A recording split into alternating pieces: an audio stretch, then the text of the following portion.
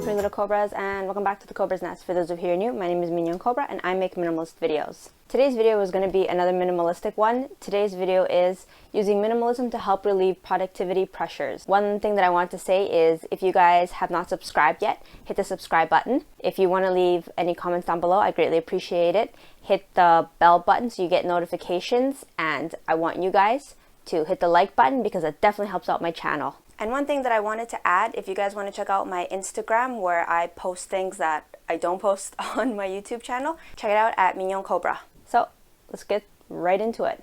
I am someone who is a bit of a workaholic when it comes to my arts and passion. I'm the type of person who edits their footage when the rest of the house has already gone to sleep. So for the year of 2020, I made the New Year's resolution to practice stop working like a dog. Minimalism is a double-edged sword. It has allowed me to strip away everything, so I was able to up my productivity to the max, but I burnt out. So now I practice slow culture.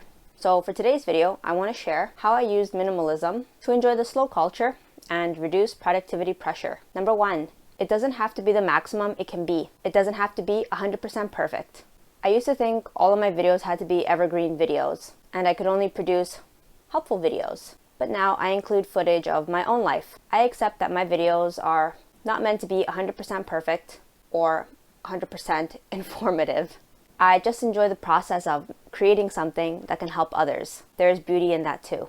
Number two, don't use minimum just for work. You deserve to have time for fun too. You've probably heard the expression, all work, no play makes Jack a dull boy. Life needs to have balance. Just how you make great efforts to work hard, you also need to have time to have fun. I used to feel guilty if I did immature things, if I thought of doing anything that was fun. But you are never too old to have fun. Among the fun things that I do include eating something sweet,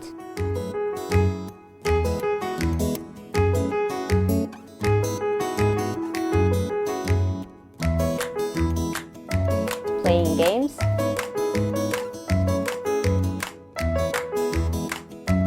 or just relaxing on the balcony. Number three, minimalism is about living your best life, so make it a priority to schedule in breaks. I used to only take breaks once every single thing that I needed to do on my list was finished. But this isn't an efficient way to do things because the quality of my work started to suffer, and by the end of it all, I was worn out. Instead now, I take small breaks and understand that these breaks are important.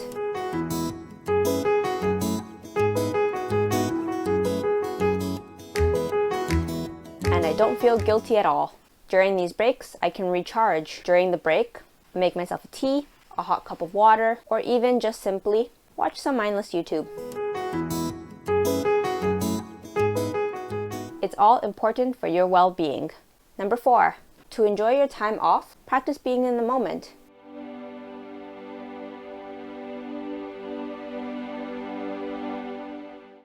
During the downtime, don't think about work when you're in your downtime. I know it isn't easy, and don't feel guilty. It's very normal to feel this way. What I do is I practice living in the moment. It's a good trick that I picked up from Zen. When I practice being in the moment, I am more focused at work, and when I have my downtime, I'm more enjoying my downtime. Number five, if you can, make a different place for your work and for your fun. It's more efficient and minimal. The mind is programmed to do the same repetitive thing in the same place due to environmental cues. That's why addicts relapse when they come across the old alley where they used to shoot up. I know this is a bit of a morbid example, but this is the one that I was taught to remember this phenomenon. Many YouTubers actually that I follow do this. A lot of them say that they have one desk or one area for work and another area for downtime, and they try their best not to mix these two things up. If you don't have the luxury to do this, I recommend clearing off the area. You can use the same place and move things around on your desk for when it's time to work and for when it's time for downtime, for when you're doing one activity, and then change it for when you're doing your next activity. This is what I used to do when I only had my desk at school. It was my table for both of my activities, such as doing my YouTube stuff and then doing schoolwork. When I finish video editing, for example, I put away all my tools, including my computer, my phone,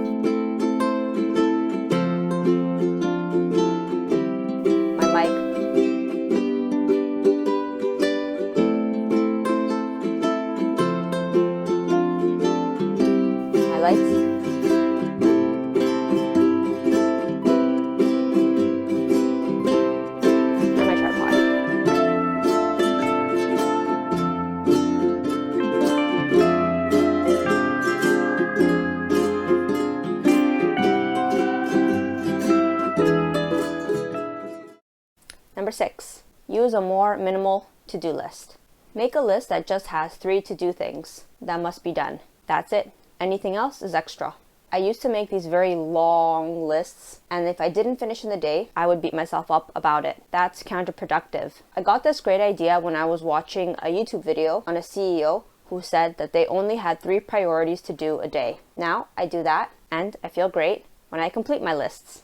If I have extra time, I do extra stuff, but that's just extra. And I stopped having days where I didn't feel productive because I was unable to finish what I wanted to do.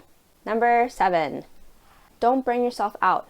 Is that really living your minimal life? I know as a workaholic, it's tempting to want to keep working and working, especially if you've already stripped everything else away. I'm talking about you bachelors who don't have anything else to do except just go ham in their career. But coming back to my points, when you feel tired, take a break and enjoy something relaxing, like playing a game, watching YouTube, go for a walk,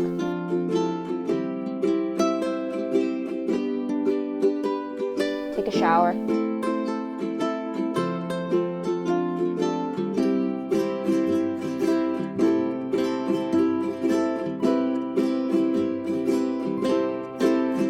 Chit chat with somebody.